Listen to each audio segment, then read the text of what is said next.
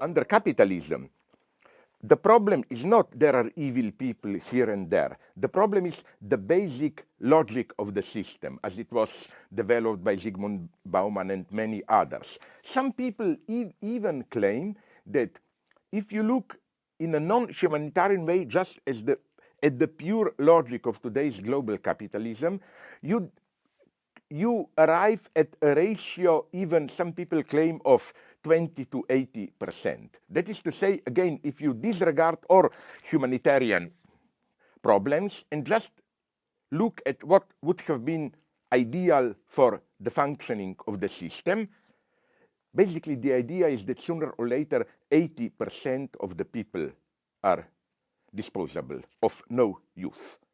Because first, with new technologies, we get unemployment exploding. Each new technological progress means that tens of thousands, even millions of workers, not only they get temporarily unemployed, but they get permanently unemployable. The problem in Europe especially, and that's now one of the reasons of demonstrations, protests all around Europe, is that there is an entire younger generation of students sacrificed. They are studying at universities, and they are aware in advance that they are disposable, of no use, that there will be no jobs for them, and so on and so on.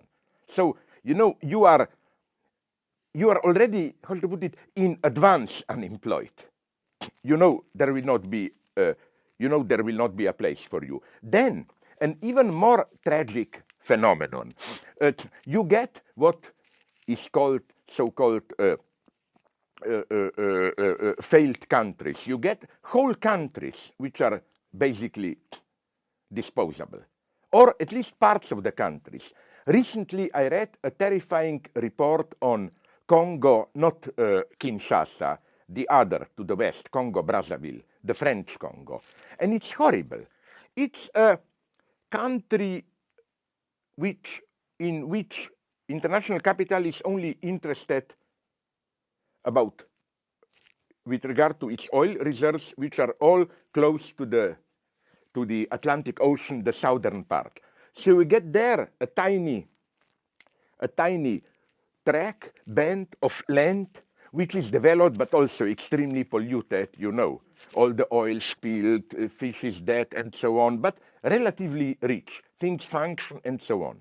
This is the lower, close to the coast, 20%. And then inside, you get 80% of the land about which simply nobody cares. Things are now, they're much more in decay, less developed than they were when Congo-Brazzaville was still a French colony. People are simply forgotten.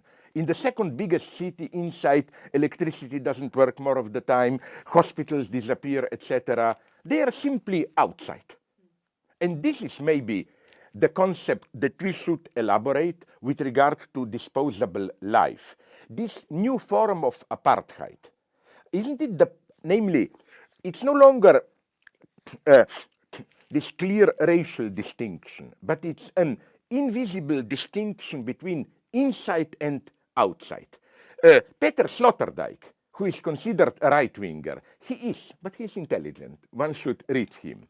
He developed this idea that capitalism is like a gigantic sphere, global, how do you call it, cupola, covering us all. And he says the problem is that once you are inside, it appears endless. You don't even see the outside. But there is the great...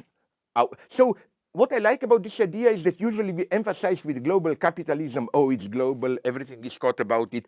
Yes, but at the same time, it's those who are in, part of the international market commerce, and those who are simply left out. The paradox we should bear in mind is that contemporary capitalism, it is global, but the price is much greater invisibility of a part of it. Global means there is a globe, which is not all-encompassing. It's a globe where, from within, you think it's endless, you see it all, but no, it excludes parts of it. So that's, for me, the great irony. Okay, Berlin Wall fell down, But I think the paradox of global capitalism is that it's not that Berlin Wall fell down and now we live all in one big happy market universe. No, new walls are emerging.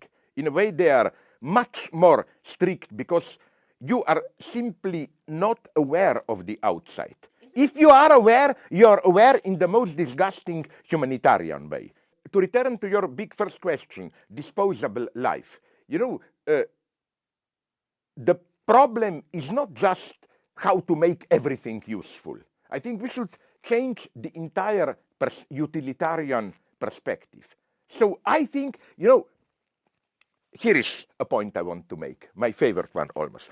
I was at an architectural conference 3 years ago, I think, in Australia, where a guy, thinking he's saying something deep, opposed this kind of a minimalist bathroom objects, pipes and so on, done in this, aesthetic way and so on, to the cheap kitsch version of some Arab sheikhs, all in gold with pearls and so on, thinking that the first one is the true useful one and so on against decadence.